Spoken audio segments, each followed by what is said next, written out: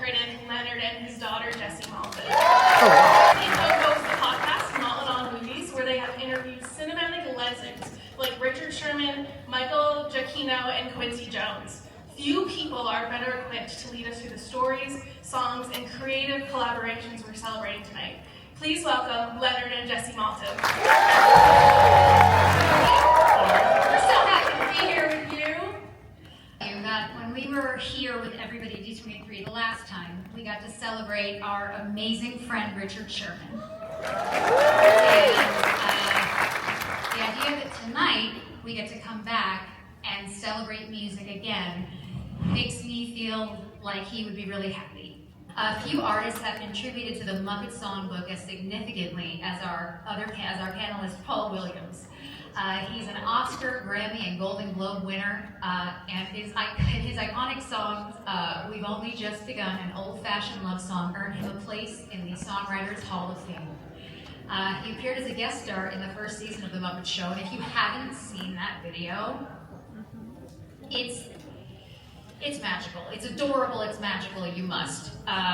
He appeared as a guest star in the first season, which led to his landmark work creating the songs for the Muppet movie with Kenny Asher, including a certain song about rainbows and why people write songs about them. He later returned to write the songs to the holiday classic, The Muppet Christmas Carol, including Christmas and the fan favorite, When Love Is Gone.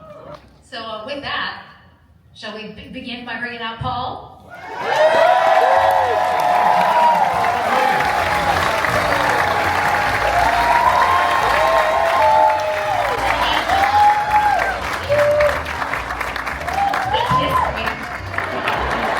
When I got to tell Paul for the first time that Rainbow Connection is my very most favorite song, he proceeded to take my phone and record a video singing to me and kiss me on the cheek. I went home and showed my mother, who said, "Can I go next?" And my dad knows about it, so you're fine.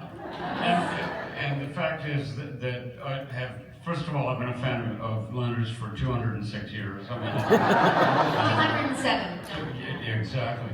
And then I had the pleasure of doing your podcast and all. And Jessie, you're so great. And so when I found out that you were going to be moderating this, I felt really good. And this guy that's coming out behind me, this guy is something of a newcomer, but it's like he stopped off and picked up Icon on his way into the business. So you better introduce Seth again. Who is this Seth guy? He sounds great. You, of course, know panelist Seth MacFarlane as the multi-talented creator of Family Guy, Ted, and The Orville, among many other things. But it is his acclaimed work as a vocalist and musical preservationist that brings him here tonight. A 5-time Grammy nominee, Emmy-winning lyricist, and Academy Award-nominated songwriter. He has performed with renowned orchestras at venues around the world. His 9 studio albums celebrate the great American songbook and the enduring craft of orchestral music. And the newest album, Seth MacFarlane Sings the Muppets, reimagines the characters' classic songs as entries in a songbook all their own. So, ladies and gentlemen, Seth MacFarlane. Hi. How are you?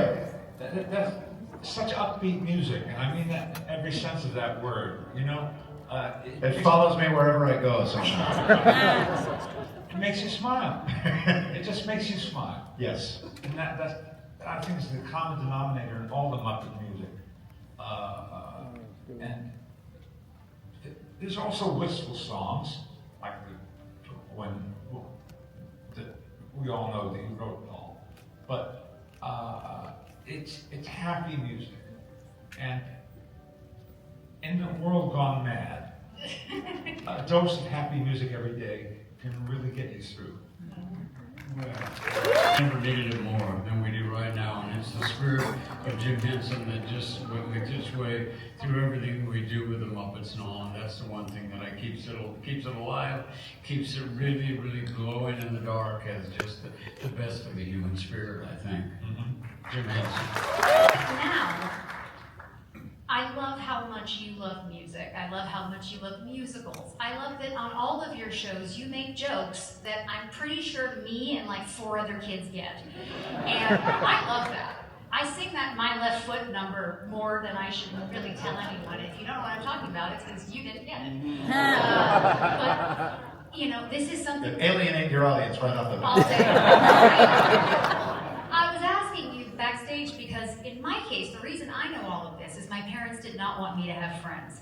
And they said, you know, let's make sure everything you love is old and dead and probably really hard to find. And they succeeded. I'm nobody. But I'm kidding. I have a great life. It's wonderful. No, but when I hear your references and you talk about characters coming from old radio, coming from old TV shows, whenever you talk about Quagmire, who's just a fantastic character, he sounds like what he sounds like. That brings me so much joy because you're keeping that alive. Yeah, Quagmire, I mean, I've said this before, that voice began as an impression of old radio commercial announcers. When I was a kid, the local bookstore in my hometown used to sell cassette tapes of, like, you know, The Shadow and Abbott and Costello and Suspense, you know, The Lone Ranger, like all these things that my grandfather used to listen to, but were, you know, relatively unknown to me. And I used to buy them, take them home, and listen to them. When your eyesight is terrible, radio dramas are really something special. But, you know, all the commercials were still in there. So it would be like, Autolite, brand spark plugs, you know, and they all had that kind of really high sort of, what is it, the transatlantic, what is that accent they call it? Mid-Atlantic. The Mid-Atlantic, right, yeah. And, you know, and it was all the cigarette ads were still, you know, Camel cigarettes is guaranteed to suit your T-zone to a T. That's T for taste and T for throat. And that just kind of morphed into Quagmire. So yeah, most of what I do is just kind of bastardized from forgotten media. For us, it's Jack Benny, and they had the Lucky Strike commercials. Yeah. Which again, singing to your friends at a young age, LSMFT, Lucky Strike means fine tobacco. Doesn't quite go. High tech was a billboard that would actually blow smoke, you know. Oh yeah. You know, somebody would say, Yeah. Our parents didn't give a shit.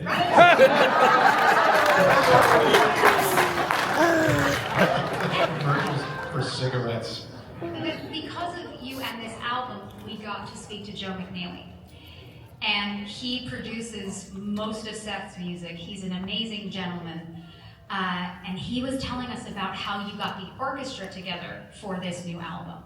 Because the sound of this, guys, it's beautiful, but it also takes you back because it sounds like you're listening to something made a long time ago. it's time travel. It's absolute time travel. It sounds like we're listening to the radio, but the phonics are much better. I mean, it's you know, it's a beautifully made record and all, but the arrangements, I mean, that's a lost art, and you found the guys that could do it, and it's so masterful. It is, you know, it's interesting. It is a lost art, and it's, you know, you listen to all these Sinatra albums, and Dean Martin, Bing Crosby, and Rosemary Clooney, and these guys, and, you know, they're singing these standards. Very few of those songs are new songs, except maybe the title track, like "Come Fly With Me" and things like that.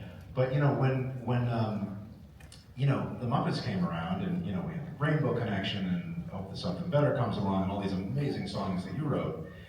You know, a lot of those people had kind of hung up their hats. They were sort of not, you know, the pop music landscape had changed so much, but you guys were still writing these great songs.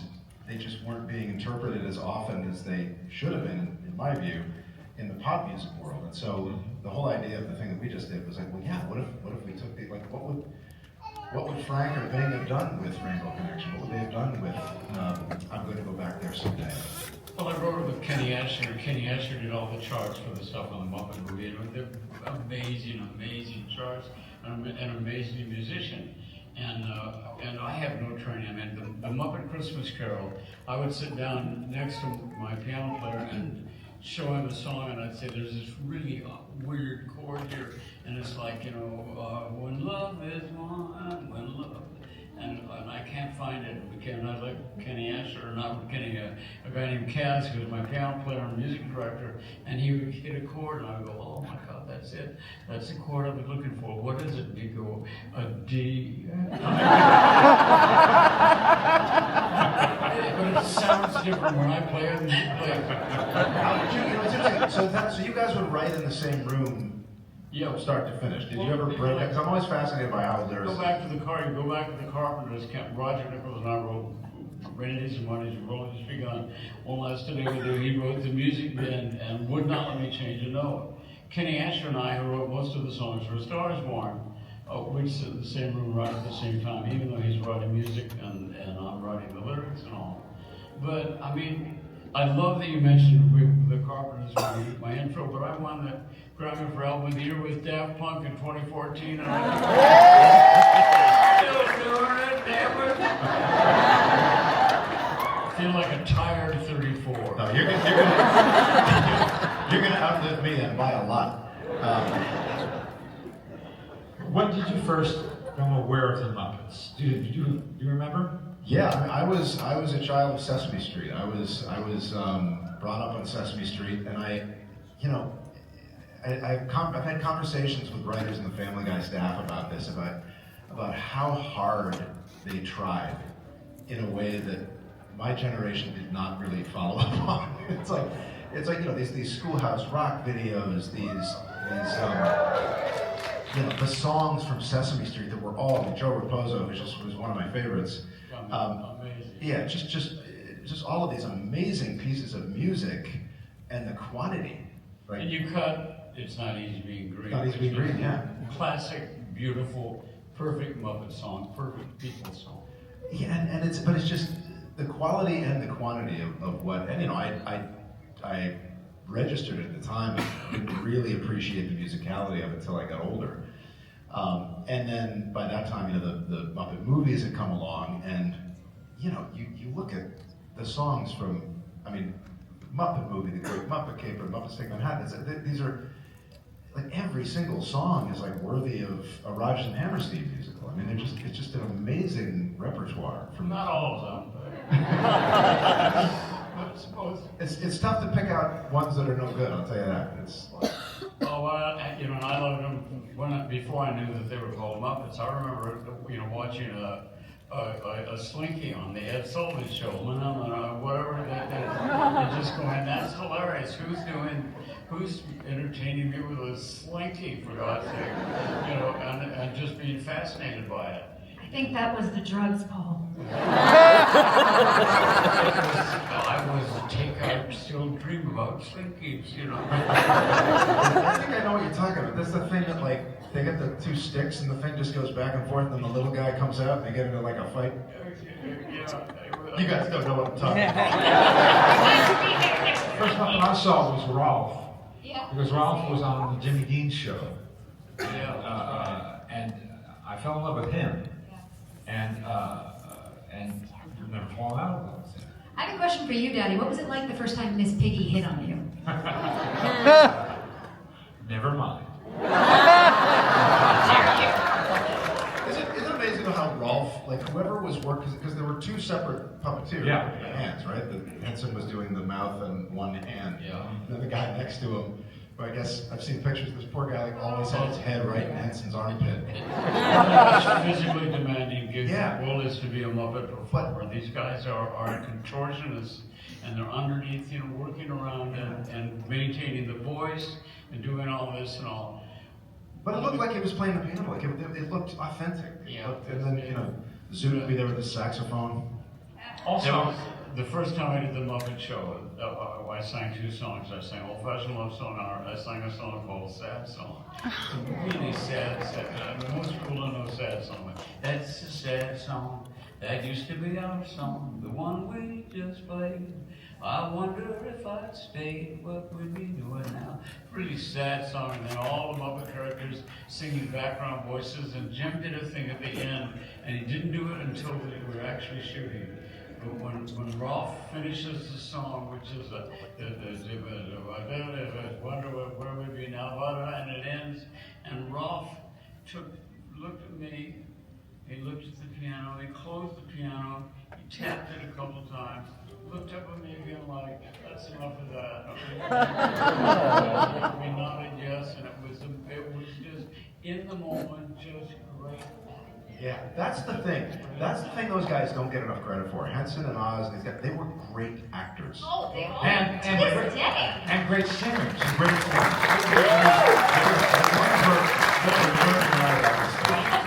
And we are. You experience this. I swear to God, if you're in a conversation with Jim and he's got Kermit, you know, and Frank's got Piggy, there are 5 of us in the conversation.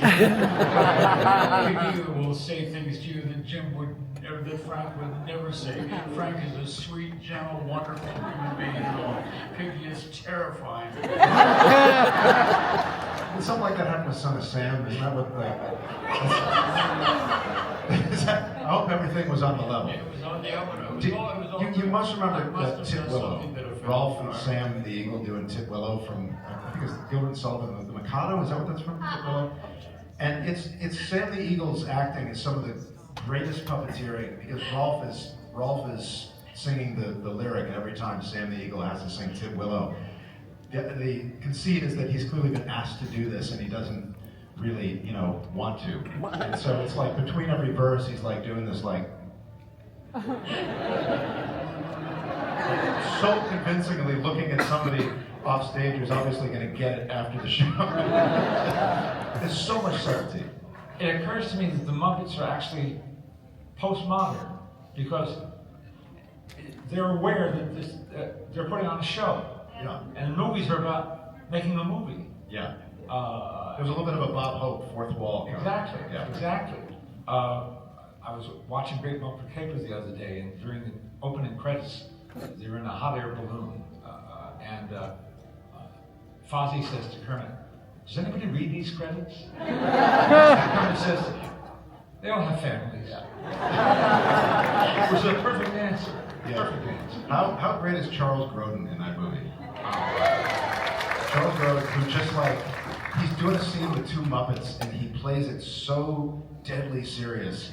When Kermit comes out of the men's room and Charles Grodin's been hitting on Miss Piggy and Miss Piggy says, "Oh, this is Kermit, my special friend." And Grodin just has this just devastated, like, look on his like, oh, yes, good to meet you. So real. I love that movie. That's one of my favorite movies. Tell us about the origin of the Rainbow Connection. Well, it was a matter of sitting down. The very first meeting about it was I just bought a house up in Hollywood Hills that used to belong to Sidney Toller, the original Charlie Chan. Peter Lorre died in my den, but enough of that. I don't think I even had any furniture. Is that true? Yeah, no, it is true. Wow. Was this like, you didn't do anything, right? Orson Welles lived there when he was making Black Magic. I'm talking about the house I lived in. See, this is what they were worried about. They were worried. Well, first of all, I have to tell you that going on the Muppet Show the first time, I found something I'd never, ever had before. I was a construction brat, I moved a lot, I never had my own gang, and I was never part of a gang that had a tree house. When I walked on the set of the Muppet Show, I felt like I had a gang and I was in a tree house. It was the most wonderful, embracing, loving, funny, silly, insulting, short jokes left and right. I was home and all. And Jim handed me the script. Jim had already jumped around Christmas, and he said, we're going to do a 1-hour thing. Would you do it? I think that was my audition for the Muppet movie. But we had our first meeting and in my house, and Jerry Jewell was there. Jerry Jewell wrote these amazing scripts, and this one was it was still pretty loose, but essentially this is the road picture. It's like we're off on the road to Hollywood, and the concept was that Hollywood was looking for frogs to become rich and famous, which is a great idea, and of course it made sense. You know? And we went through it, and Jim told me how we were going to find Kermit where in the swamp, doing what? Playing a banjo. Oh, well, that changes everything. In a banjo, is usually dueling banjo is kind of, there's something about a banjo or a tap piano that can be very sad and whimsical and played slowly and So Kenny and I were sitting down to write the songs. We're looking at, he's in the swamp. What is there? He has air, he has light, he has water, he has rainbows. And so what we wanted to do was write a nod to Disney. The level we wanted to try to do something for Kermit would be When You Wish Upon a Star and in Pinocchio, when Jiminy Cricket takes his hat off and sings, looks up through that skylight and sings When You Wish Upon a Star. I mean, it's just amazing. We wanted to do something like that for Kermit. So we sat down and we wrote the first line. And this is proof that the people who write the songs may not be writing nearly as much of it as some weird hidden muse inspiration. When Kenny and I wrote, "Why there's rainbows, they're going to have more like that. That's what you've got in the swamp. Why are there so many songs about rainbows? What's on the other side? Rainbows are visions, but only illusions. Rainbows have nothing to hide." And Kenny and I looked at each other and we went, "Oh, Jesus, oh, crap. Oh, no. We just denied any magic at all in the saw and a rainbow." But look at what it gave us. Because what we were allowed to do then is Kermit steps away from the podium. He sits down with the audience and sings, "So we've been told, and some choose to believe it. I know the wrong way to see. Someday we'll find it. The rainbow connection, the lover's dream." It's a song about the questions being holy and chasing the answers as a part of a life journey worthy of Joseph Campbell. It's a wonderful, wonderful movie with brilliant actors playing all those roles, and to write songs for them is one of the greatest honors I've ever had in my life. And you sang 4 of my songs. So how did you I feel love taking you glory? forever. Yes, no, I have the privilege to sing your songs. No, it's funny, I never thought of Rainbow Connection like that, but you did write something that is in that rarefied space that When You Wish Upon a Star is. Rainbow Connection absolutely, it's a song for the ages. But I never thought about that. It's sort of like a ballad, When You Wish Upon a Star for the age of reason.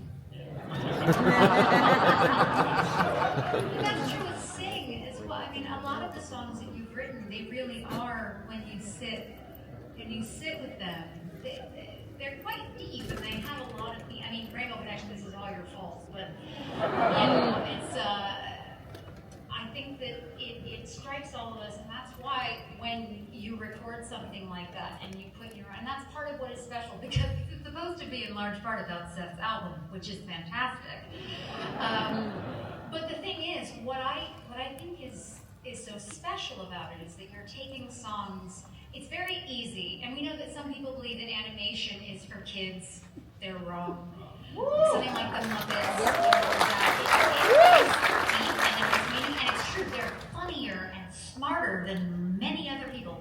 The people that voice them, that's not The Muppets are smarter than many other people. Listen, I met a lot of people, Seth. A lot of people. It's true, you really do have nobody. You have felt in your DNA. That's the greatest compliment I can pay you. You look at all the things you've done before you got to the place where you started falling in love with the Muppets and started to honor their work and consequently mine, which I appreciate. But you've got felt in your DNA. You've got filth in your.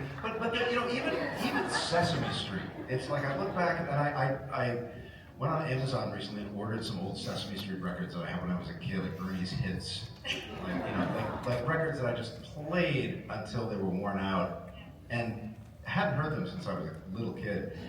And just how funny these things are. Like the thing where Ernie's playing the drums and Bert's locked out and he's knocking on the door and Ernie can't hear him because he's playing the drums, and it's just like a horrible roommate situation. But I think what's special about what you've done with your recordings is you've taken them and put them sort of in a different kind of a light. Because you could say it's a kid's song. Rainbow Connection's a kid's song. It's in a Muppet movie. Well, no, it's not. You know, it's the same. You know, when you wish upon a star, it's from a kids movie. Yeah, but it's one of the most beautiful songs ever written. It's like lyrically complex in a way you can really only understand. Yeah. Classic, you know, line of Jim's that really covers it all. He said, I don't write for children, I write for the child in all of us. And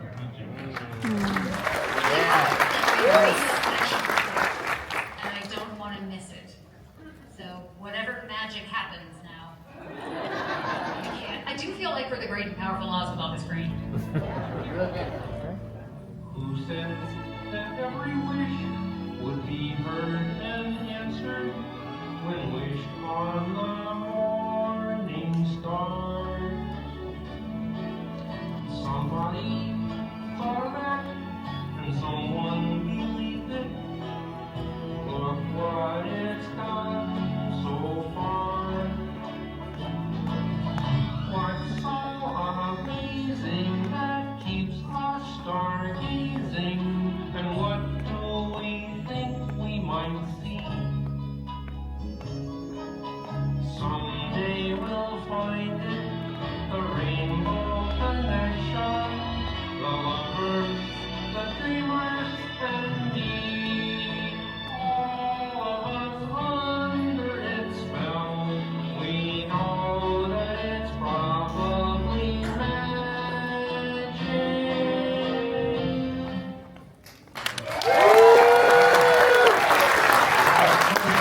Big screen debut. And what a way to open a movie with these characters that you only know from television. Small screen television in those days, like a 27-inch black and white television set or something. But this is movies. How do we make richer, deeper, more? And they love challenges like the bicycle riding sequence and the Great Muppet Caper. I think they tickle themselves with conquering those challenges. Well, there is a pond at one point too in the Great Muppet Caper, right? They throw them out of the airplane in those crates, and then Kermit and Fozzie and Gonzo pop out. There are these crates that are floating in a pond, and there's no puppeteer in there except for the close-ups. So you can see there's like they're animatronics in the wide shot, but it's barely noticeable because it's so well done. Yeah, it's stuff that was just way too good for 1981. Paul, I like what you did too in songs that might be classified with Frank Sinatra sang One for My Baby and One More for the Road. And Kermit has a moment like that in the movie, and you came up with sort of a younger person's version. I hope something better comes along.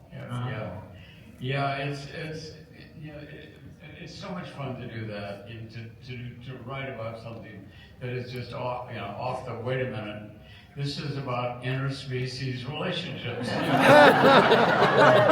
You can't live with them, you can't live without them. There's something irresistible wish about them.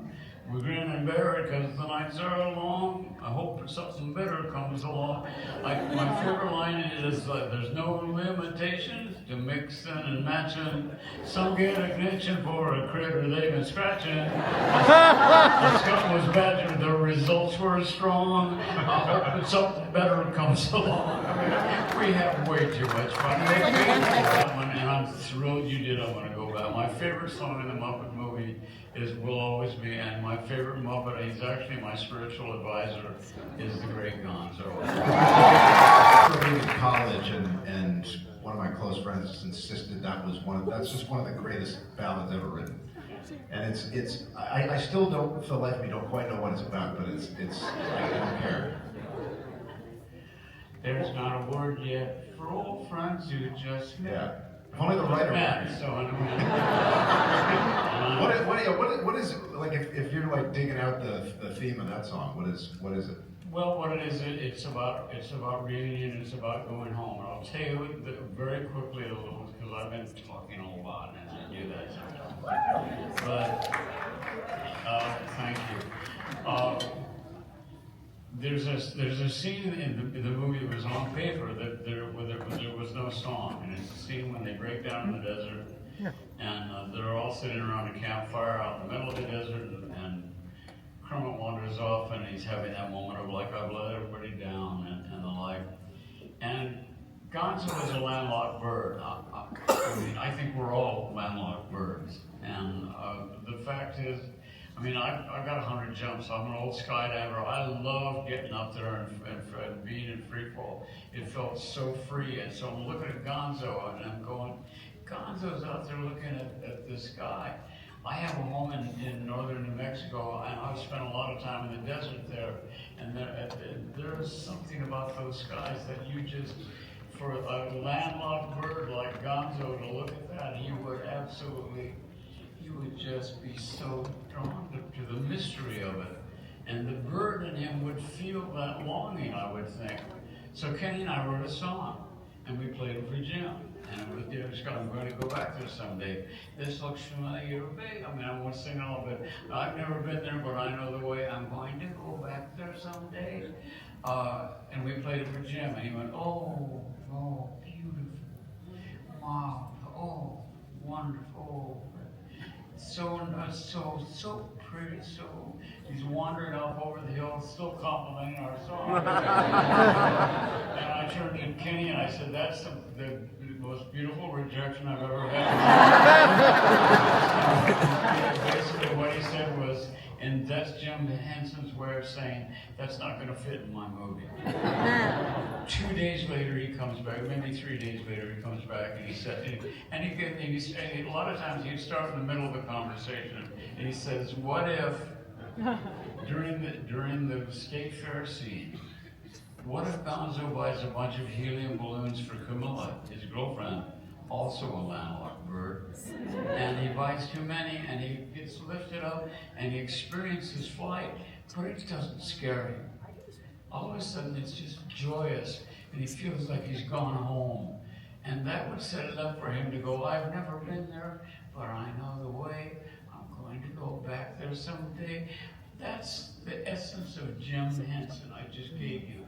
That's the man who didn't just walk away and say, screw it, that was not going to be in the movie, there's no time, but he had to make those changes to make what fit. And he treated every one of the Muppet performers like that. He trusted that he had the right person doing the job and let them do their art while he did his. And it was just spectacular to witness that, you know. And I've had other jobs where I had to wear a flak jacket to work, you know, but it was just, that was Jim Henson.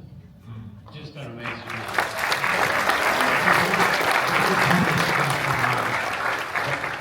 I want to tell the folks who are going to be listening to your album, Seth, that your musical director, Joel McNeely, told us that you wanted to get the sound, not just the notes being played, but the sound of 1940s musicals, movie musicals. And to do that, you hooked up with a guy who I already admired, John Wilson, in the UK. John Wilson is kind of like a Pied Piper. A series called the Proms. Yes. Like the Boston Pops. Yeah. Was here. At Royal Albert Hall, yeah. It's always impressive. John Wilson is a... He does what he does better than anybody else does it. Yeah.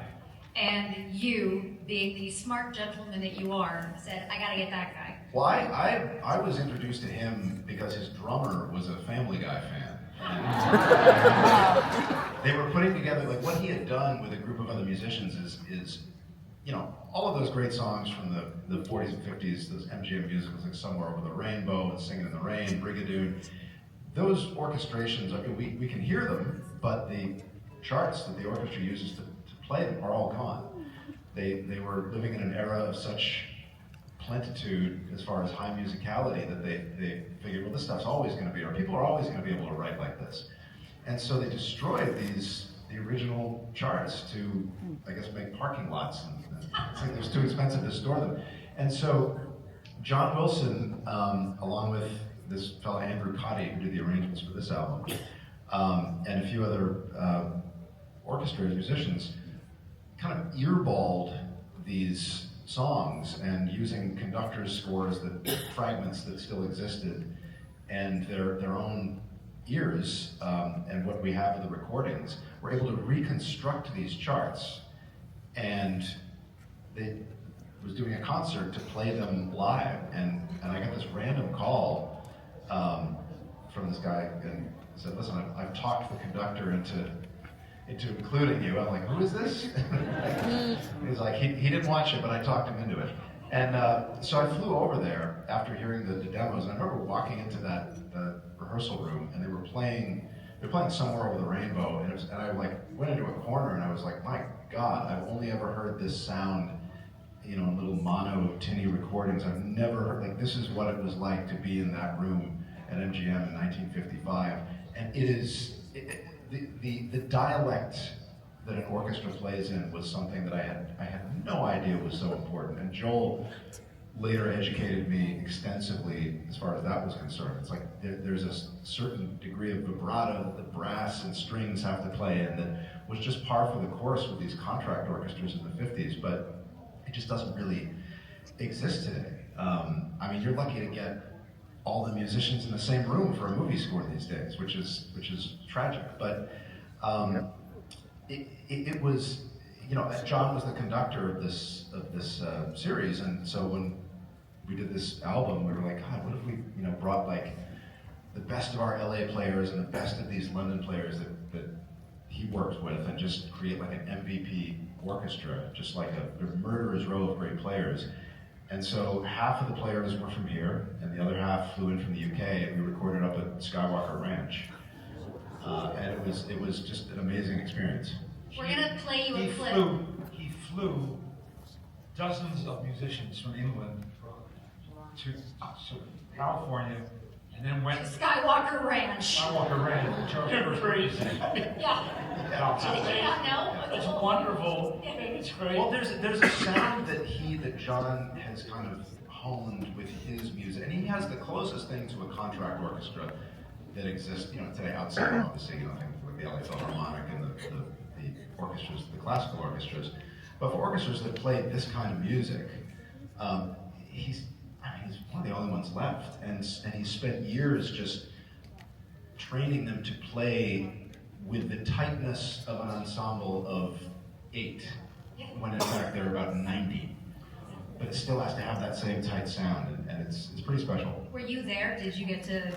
I'm guessing you were there for the recording. Oh yeah, we do as many vocals live with the orchestra as we can, because it's like. We're gonna play you a clip of Rainbow Connection, and this time it's Seth's version from his new album. Oh yeah.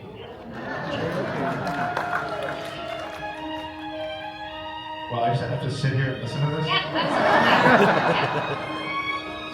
So awkward. I do what it tells me.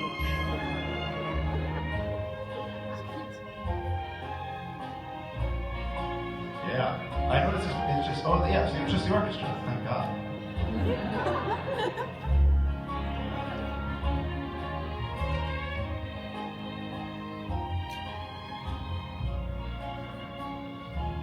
Is there supposed to be a vocal? I don't know. No, I think it's that. Okay, good. I think we did it. I think we did it, guys. Is that not gorgeous? Genuinely. It's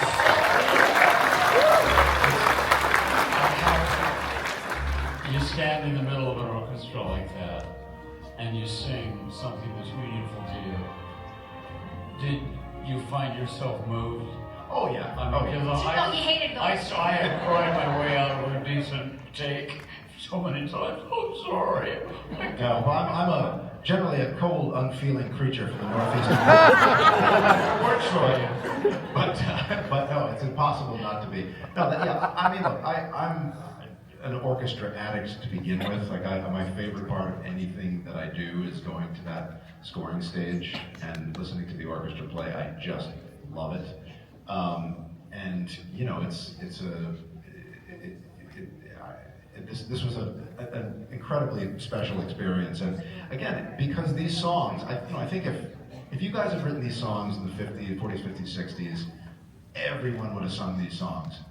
Frank Dean, Rosemary Clooney, Nancy Wilson, like everyone, Ella Fitzgerald, everyone would have sung Rainbow Connection. Everybody. And it's just a function of time and the changing industry that they missed out. But my God, like that would have been an amazing bunch of recordings. I'm gonna go look for Ledge.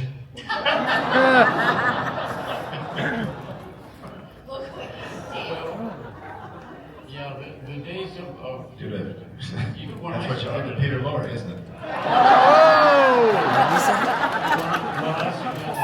I really began in the late 60s and 70s, and there were tons of covers of songs. I had things recorded by Elvis, and I had a Bing Crosby cover, for God's sake. You really? I really did. Yeah, he recorded "We've Only Just Begun," but I mean, you that's what I have a hit. Helen Reddy has "You and Me Against the World," and all of a sudden it shows up on a whole bunch of different. How great is Helen Reddy? How awesome is Helen Reddy came into... It's not so much these days. No, Helen Reddy came in to do Family Guy. She sang the Channel 5 news theme, and at the time, my mother was, the last year of her life, she was in the hospital. Did not have much longer, and I said to Helen Reddy, is there any way you could just, if I gave you the phone, could you talk to my mom? She had huge ears, which was true. And Helen Reddy picked up the phone, called my mom, and was just such a sweet lady, and what an amazing, underrated discography that she had. Like so many great recordings from Helen Reddy. She was so good. She was super, super But calm. Crosby was like 70 when he did that, right? Pardon? That cover of yours. He sounded great. He still somehow sounded amazing. Yeah. Like he sounded almost better than he did when he was like in his 30s.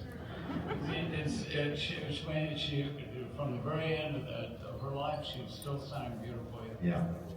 And the thing that she did that was so great for me is that she liked what I wrote, so she put a song line on the B side of her records. So she said, this is not going to be a single, but I'll put it on the back.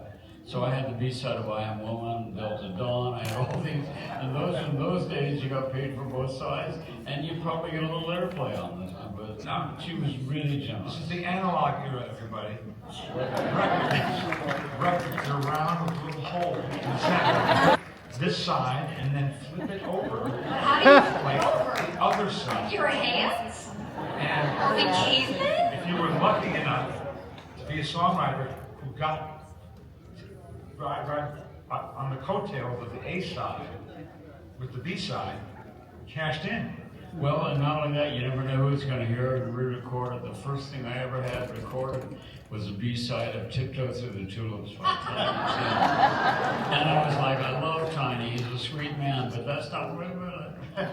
4 years later, David Bowie recorded this song. It's called Fill Your Heart, and it was on the Hunky Dory album. So those B-sides were also a way for people to hear the record, and maybe they go, okay, I think I'll do that. So, thank you, David. Seth, what inspired you to make this album?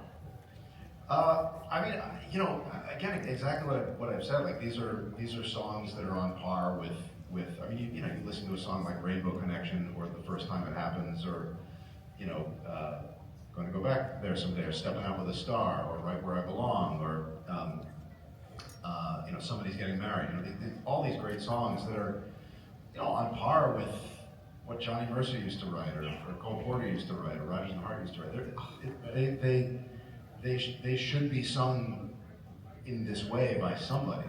And Andrew Cotty, the arranger, also happened to be, we're about the same age, he happened to be a huge Muppets fan as well, knew all of these songs already. So it was like, well, we got to do this. We got to make this, because we both love this music. You and Liz Gillies Yes. do Moving Right Along, and it's fantastic. And she has, your voices are similar in that they can sound that old-fashioned way, and they match each other beautifully. You've recorded with her a lot. A ton, yeah. She's for my money, she's like the best singer today of this style of music. It bothers me that she's that pretty and that talented. I find it deeply offensive. But I'll pass that along. Thank you.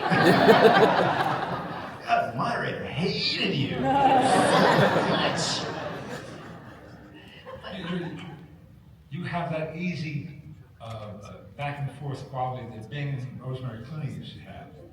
Yeah, well, they were pals, right? Yeah. Like actually, yeah. Yeah. Which is a relief because you watch White Christmas, you're like, oh, I hope there wasn't any funny business. But no, everything you read is like, yeah, they're just like good. Louis Prima and Keely Smith. Yeah. But you can That same kind of energy. Yeah. That's the first thing I thought of when I heard it.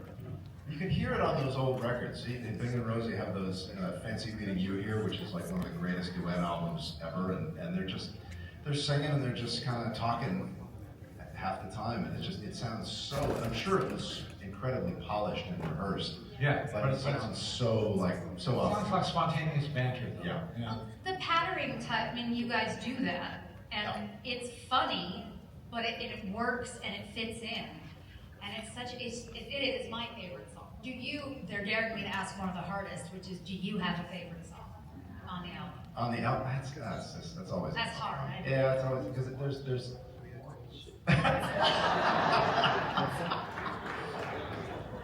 Yeah, It's all the Joe Raposo songs, right? Those are your favorites the whole way through. Yeah, it's such a tough one to ask. It's like saying, what's your favorite movie? I guess it's The Sound of Music, but I mean, it's tough. I mean, it's tough. Like, what's your favorite song is a hard question to answer anyway. Well, mine's Rainbow Connection, so. Your favorite song ever? Ever, yeah. Oh, that's great. That's a good choice, yeah. He knows. Okay. Love me some Jessie. Love me some Jessie. That's what Crosby said when he was drunk.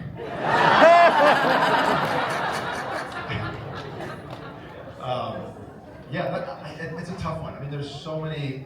The hard thing was to, figure out what had to be cut from the album. Because there's, the one song that wasn't on there was "Saying Goodbye." That just didn't make it. But it's tough. It's like there's so many great songs from those. I mean, the first 3 movies alone, it's like that fills an whole album. You'll have to do a second album.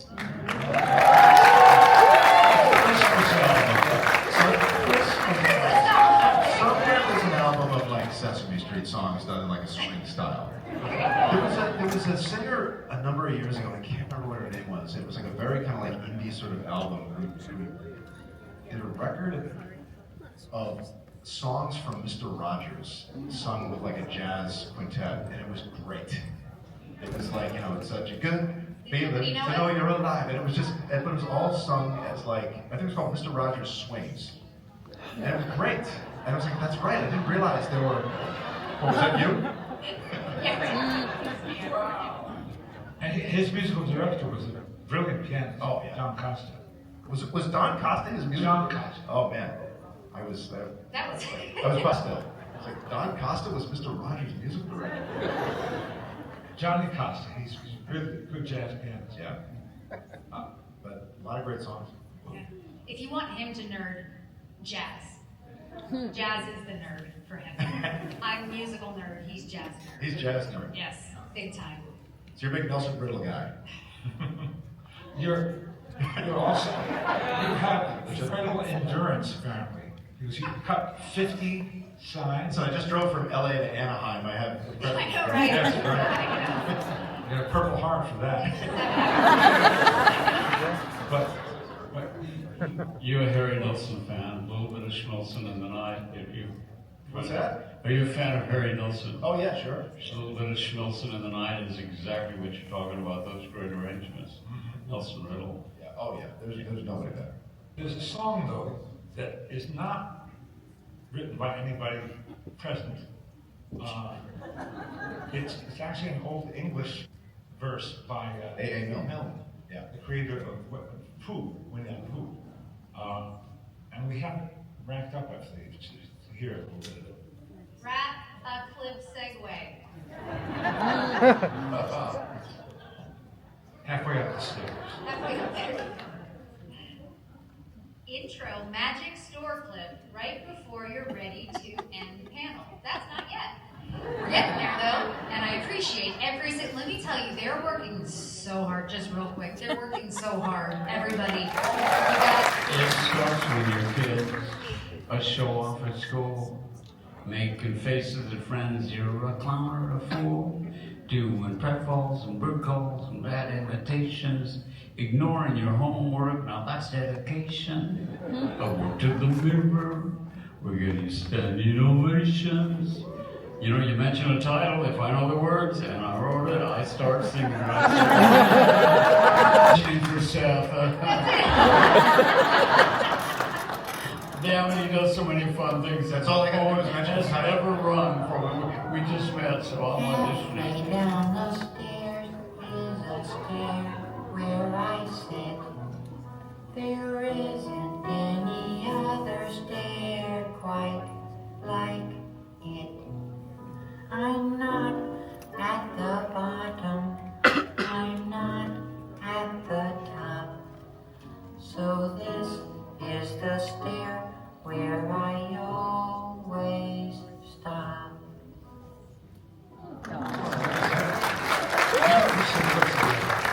It's set to music by just for the Muppet Show, right?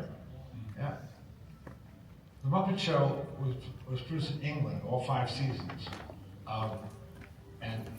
Is that right? Oh yeah. It was produced in England? I did not know that. Gray. Sir Lou Gray. I know Lord Grey, yeah, but I didn't know the show was done. I know the films were.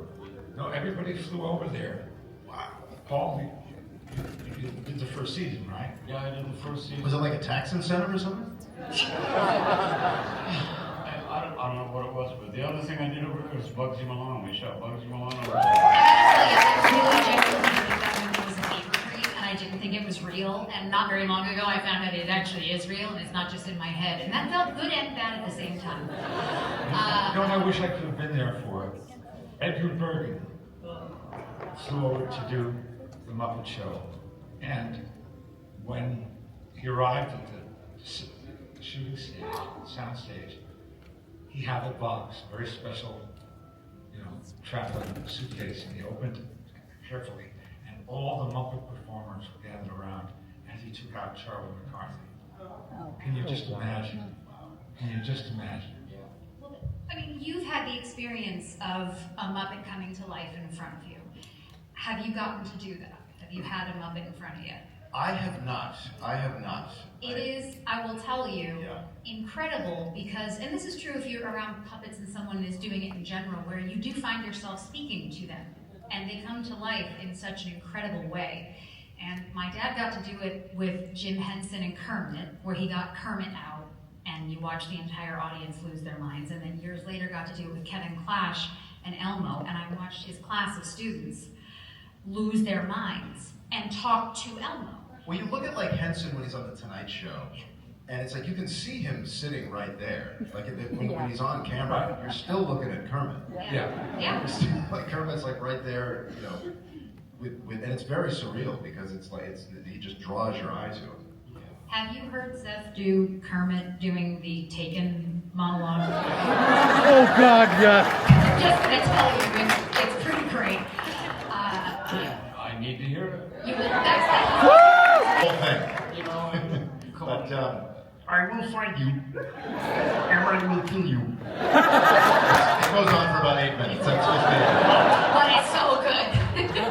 well, working with the Muppet is a little bit like working with me. I was sort of, just imagine somebody like operating me, and it's like we're about the same size. what's happening right now. Peter Lorre. Well, what was it like when because they made you not just one Muppet, but they double Muppeted you. And then you sang with yourself. There's one when I You trio. Who here has been double Muppeted? Not for my dad says, please. old-fashioned love song where they had 2 Paul Williams, the exact same clothes I was wearing, the exact same glasses. I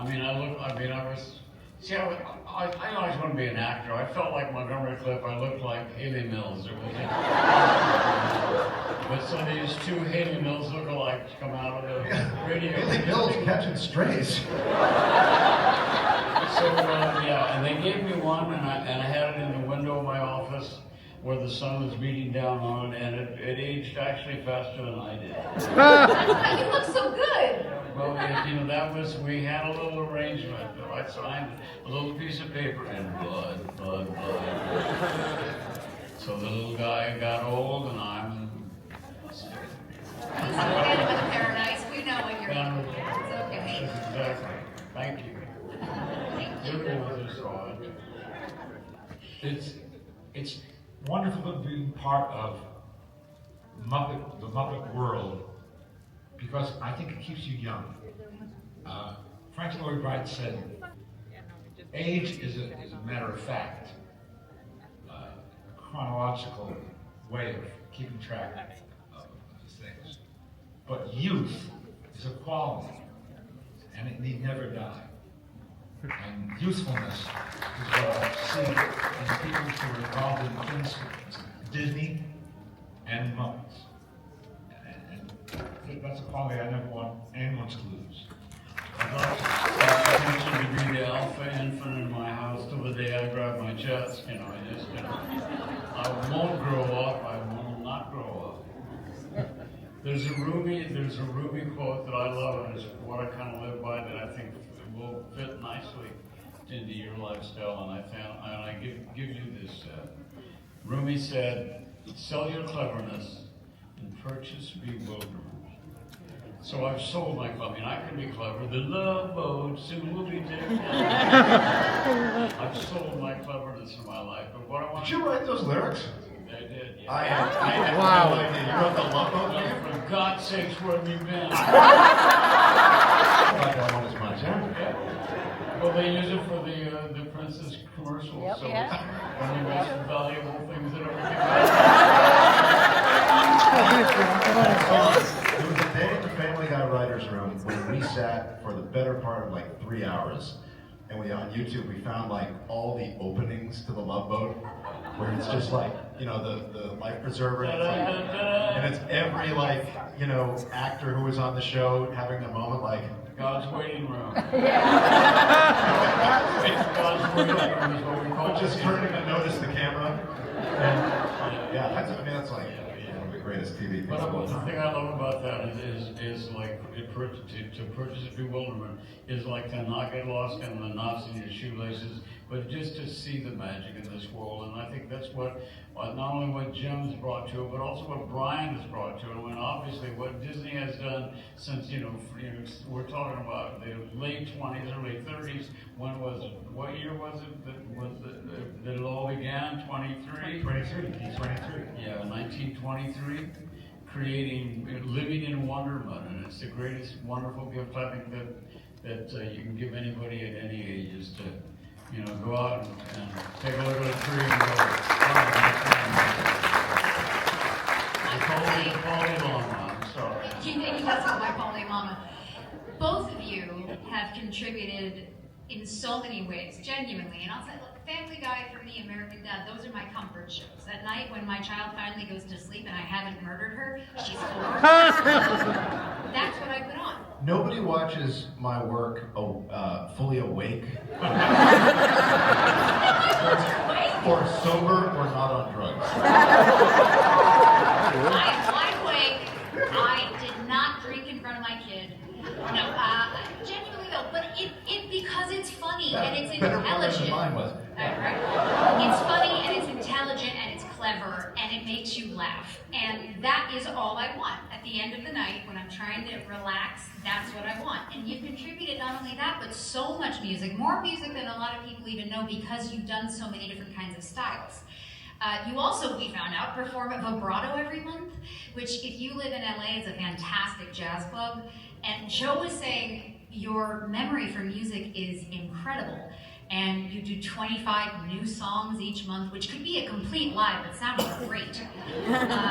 I mean, they're not new songs; they're all Right. old arrangements. But yeah, memorizing. But it's amazing. It is an incredible thing. And so now to have you with this guy, who generationally, how many different songs, how many years have you written different songs that still get sung, that still get performed, that people fall in love with? Because when someone hears Rainbow Connection for the first time, they don't know when it was written. They have no idea. And that is the magic of music, is you have no idea how old something is. It could have been yesterday, we don't know. And that's a huge part of your legacy.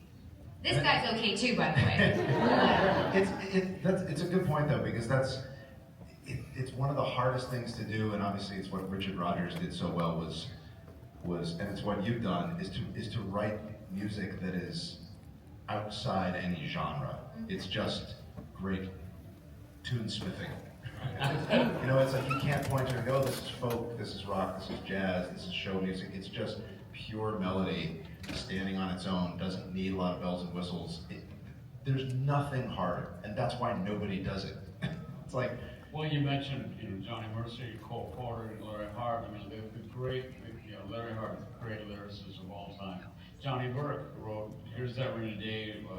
Road to Morocco. Great lyricist. So it's just an amazing way to make a living. It's a total accident. I was an out-of-work actor who showed up at A&M Records in a stolen car, and they gave me a career and a life. Nothing but grateful. Stay grateful, be generous. It's fuel. It's absolute life fuel.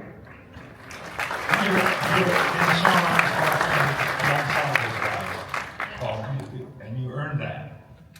You earned all of that and more. We're going to end with a perfect musical finale. Either we have to. Yeah. You're giving us the hook, you see, vaudeville.